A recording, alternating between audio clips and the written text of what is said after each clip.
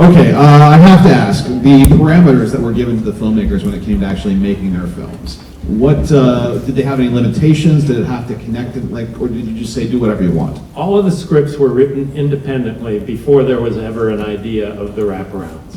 So we went to each of the filmmakers and said, do you have a story you want to tell? And if they didn't have something in particular in mind, 3 of them were feature film scripts that were truncated into shorts because they were films, including my own, that we had really wanted to make, but for many reasons we're not able to do that. But basically it was whatever you want to do, if you can shoot it in 5 days and do it well. Should we spoil or I guess the credits already did that, the order of the directors? Yeah, could everybody tell? I guessed wrong the first time I saw it. Okay, so Alejandro Brugues is the first one. Alejandro Brugues did the first one, then Joe Dante did the second one. Ryuhei Kitamura did the third one. David Slade did the fourth, the black and white one, and then I did the last one, and the wraparound segment. There you go. So before I turn to the audience, I wanted to ask your own short. Where did that idea come from initially? How long has that script been around? And it feels very EC Comics a little bit. So yeah, it's kind of EC Comics and kind of Amazing Stories where I got my start. I call it an emo ghost story. It really, the original idea was if we were going to do a 3rd series of Masters of Horror, that was going to be my episode for season 3. And I actually wrote it as an hour-long episode, then I turned it into a feature script, and it almost got made as a feature maybe 4 or 5 times. And I had initially adapted a book of mine, Tyler's Third Act, to be my episode for Nightmare Cinema, and the financing producers had read Dead and really wanted to do that because they wouldn't pay for it as a feature. That they wanted to do that, so that's how the story's been around for a long time and something that was very meaningful to me. I've lost a lot more people than I would like in my life that I was close to, and that's what inspired that. The wraparound segments, did the actual individual directors direct the in-cinema stuff attached to their shorts, or was it one director doing all the wraparound? That would be me. Yeah, nice. I did the wraparounds. But David and Joe Dante both came in to see, just to make sure that there was cohesiveness for the characters, what they played in his film and how they played it in what I was doing. And they were great help. That makes a lot of sense. All right, let's turn to the audience. Who has some questions for Mick? Right there in the center. I love the music of the film, of all the shorts. So I was just curious, how that kind of worked with going from film to film, all this kind of work. The question was about the music of the film, how it sort of was it added afterwards? Was each section its own composer Well, it was done in a very strange way. Alejandro had a composer he wanted to work with, and Ryuhei Kitamura wanted a composer that he had worked with before, and his was recorded with a band, and it was like a prog rock band, and it was very much a Goblin-esque score. I could have gotten him Claudio Simonetti, who did a couple for for Masters of Horror for Dario Argento, but they actually did it live while they watched the film. Richard Band, most famous for his Reanimator score, did the wraparounds and my segment and Joe Dante's segment, and then Nancy Leopardi, the line producer for the film, brought in somebody who was a real expert in noise composition for David Slade. David Slade is a very kind of artsy craftsy sort of fellow who responded to that dimensional music where it's atonal rather than melodic. But the wraparound seemed to help make it more seamless than you would think from 3 different composers. So that's how that was constructed. I actually, before we go to the audience, I had a question about how did you choose the order to put the shorts in? Because it starts with such a bang and then it gets deliberate and it's kind of has this peak and valley to it. And well, we knew Alejandro's had to be first, because it starts out like a traditional 80s slasher movie, but with so much energy and so much humor, and then it turns left and it becomes Spiders from Outer Space, that or Invasion of the Body Snatcher Spiders. And so we knew we wanted to start that way. We knew we had to slow it down. We had 5 different tones, and originally it was going to be David Slade's second. But Joe Dante looked at the order of the scripts and said, you know, he's got a whole bunch of creepy faces. I've only got one. So maybe mine should be earlier. And he was really right, and so that's why we did it. And then Mashit explodes in the middle. The slaughter of the children is nothing you expect. And I was amazed we got an R rating with that. We did. It is a lot of child murder. Like a significant amount. Under 20. Oh, under 20, okay, so it's fine. But we didn't want to end with that. That might not be what you want to be whistling as you walk home. Children slaughtered, blood is flying. And so then it needed to take a breather again, and David Slade's is very much a lower tone, and then the choice was made that maybe Dead was the way to end it, because we didn't have another thing in the woods. So. And I guess he survives at the end, so it makes sense to... Yes, he was victorious. Most of the heroes die in this movie. So. All right, anyone else in the audience? Right there. Brilliant to see Richard Chamberlain as an evil doctor. How did he get involved? Okay, the question was about Richard Chamberlain as an evil doctor. You have to have gray hair to know who Richard Chamberlain is. He was the star of Shogun, many other movies and miniseries, but most notably he made his mark as Dr. Kildare on a TV series in the 60s. So Joe Dante loves casting actors that he grew up with as a kid watching on television. And so Richard Chamberlain, who was 82 years old when he shot this, he was the plastic surgeon. He was in retirement, and he was so flattered when Joe Dante called and asked him to do it. He was really thrilled to do it, and he is the nicest man in the world. He had the time of his life putting on the old Dr. Whites again for the first time in 40 years. And it's kind of an inside joke for people of Joe's age to be able to cast this guy as a doctor, but now as an 82-year-old, very good-looking 82-year-old doctor, I would say, by the way. And so that's how that came about. Anyone else? There's got to be one. Okay. Right at the back there. Congrats on the film. That was really good. Thank you very much. How did Mickey Rourke get involved in the project? How did Mickey Rourke get involved in the project? He fought for it. No, the company Cinelu that financed the film is run by Courtney Solomon, who used to run the After Dark films, and by Mark Canton, who was the president of Warner Brothers and Columbia. And so he was friends with Mickey Rourke and said, you know, we would love to have, Mick, what do you think about having an Oscar-nominated actor as our crypt keeper, so to speak? And I saw the wisdom of it. I'd heard a lot about how eccentric he was, and I won't say difficult to work with, but challenging. And I had called Robert Rodriguez and asked, because I had a neighbor across the street who'd worked with him on a television show, and he said it was not the best experience of his life.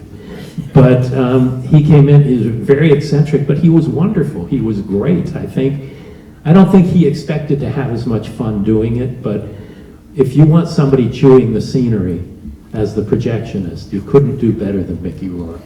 And I love him in this, and I love that there's not that much that you want to know more about the history of the character, the projectionist. At least I do. I hope the rest of you do too. And so hopefully we'll follow it up. Excellent. Right there in the middle. So if this does get turned into a series, and I hope it does, do you think you'll be able to keep Mickey Rourke, or will you have to get a new projectionist? The question is if it turns into a series, will Mickey Rourke stick around?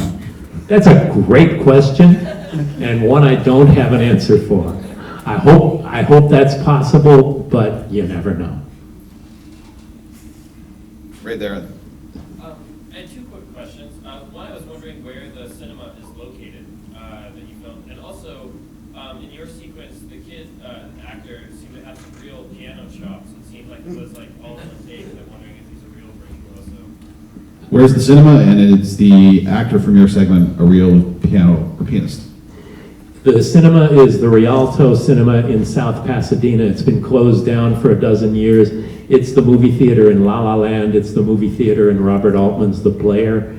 And it was a great revival house that lasted for years, and it doesn't meet earthquake codes now. So it is closed, and they're trying to turn it into a historical monument, but real estate's worth a lot in South Pasadena, so this might be the last time you see this in a movie. The boy, Fali Rakatahavana is his name, and that's the first time I think I've spoken it correctly since I met him, is really a wonderful pianist. He was playing hand sync to it, but it was really important to me to not have to cut away from face to somebody else's hands, face to somebody else's hands. So I did it a couple of times just to show off, starting on a close-up of the hands and panning without cutting up to the face. So you know this kid really is a pianist and can play. So that was really important to me, and I'm really glad that you noticed. Nice. Okay, up in the top left. Just a stupid question, but do you play with the idea of having like a recurring Easter egg in all the stories? Or? The not stupid question was, did you plan on, or did you play with the idea of having an Easter egg or like a connecting fiber between all the stories? No, actually, all the stories, all the scripts were done independently. The wraparounds were done after those scripts were turned in. And I wouldn't want to burden the other filmmakers with, gee, wouldn't it be great if we all did this? The whole idea was to give them their entire independence because we couldn't give them money, so. Yeah. Anyone else? Oh, come on. We're right in the back there. We'll go up there to begin with, and we'll jump over there. So you, sir. Right there, straight up. Whoever had their hand up. Okay. Whoever was over here then. Yeah. Right there. Sure. You. For the third film, the black and white one, how did they dirty up the lobby? And how did they make the eyes squint when it was all the aesthetic, or was it? Yeah, actually, it was the fourth story. David Slade's story was, how did we dirty the place up? That is a government office in Los Angeles, by the way, downtown Los Angeles, that used to be part of the LA Times building. It's dirt and mud and all kinds of shit. And they were cleaning it for weeks. It lasted a long time. There was some digital enhancement, and the changing faces were both by, now the makeup effects were done by KNB, whom I've worked with a lot. They did all the way through Masters of Horror. They've done many things with me, and they've won Oscars and all. But that episode, the makeups were by Vincent Van Dyke. But they were also abetted by CGI. So the eye placement and things that you couldn't have naturally, but very organically. So most of it was for real. Most of the mess was for real, but there was some digital enhancement. Very cool. There was another hand right there. Yep. You mentioned that you're doing the Masters of Horror season 3 would be to do an international sort of version with international. I'm sorry, I couldn't quite hear you. I heard that. Oh. It's okay. Is that still the plan? She's asking, you had mentioned the third season of Masters of Horror was going to be international, although I think you said that the next series that would be like Masters of Horror would be international. Is there still a plan for that, is what she's asking. There won't be more Masters of Horror. The third season actually became Fear itself, which was a horrendous experience for me because it turned into a network TV series with censorship, no control by the filmmakers, so I quit that show before it ever started production in Edmonton. And so, no, the international, if we turn this into a series, it won't be shot all around the world, but I intend to encourage directors from all around the world doing it. This was shot in Los Angeles despite the directors coming from 4 different countries. Excellent. I think we have time for a couple more. Okay, up over there, right there. Yep. Okay, so obviously you're looking at making an horror anthology TV series. Are there any directors that are perhaps little known right now that we should probably go check out? The question is, can you list some little-known directors that people should check out? Well, you know, what I'd like to do is give a voice to more female and ethnic directors. I would love to get Jennifer Kent to do one. I would love to get, you know, there's so many really talented people putting out great, Coralie Fargia from France, who did Revenge, is amazing. There are really great people from all around the world, and without having the name Masters of Horror, they don't have to be marquee names. They just have to be really talented and have a cinematic personality and identity.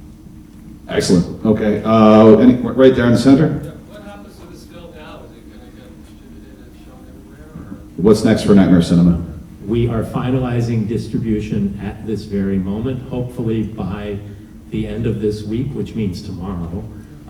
We will have theatrical distribution as well as a major streaming company for the VOD and streaming rights, and we have a very great special edition Blu-ray company going to do that all in North America, and the rest of the world is being sold at this moment. So yes, you'll be able to see it at your neighborhood cinema if you live in one of the major cities.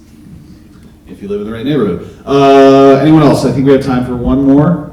Yep, okay. Uno más. One more awesome question. Or a really rambling one that goes on Or for a 15 shitty minutes. one, that's yeah, fine. it doesn't really matter. There's got to be one. Oh, right there. This one isn't directly about this film in particular, but I'm just really interested, so I'll just throw it out there. I've heard Amazing Stories is potentially coming back. It is coming back. Could we possibly see you making some more magic on this new reboot? Ooh, are you working on the Amazing Stories reboot? At this point, I'm not. I would love to. I mean, the beginning of my career was first writing and then directing on Amazing Stories, and it was the best possible film school anyone could possibly have. It was the greatest first experience that could be had, and I would love to come full circle and go back and do more there. But at this point, I don't know how far along they are. But the showrunners for Once Upon a Time, for whom I just shot 2 episodes last year in Vancouver, are the showrunners for the new Amazing Stories. Steven Spielberg was my mentor, so fingers and toes are crossed.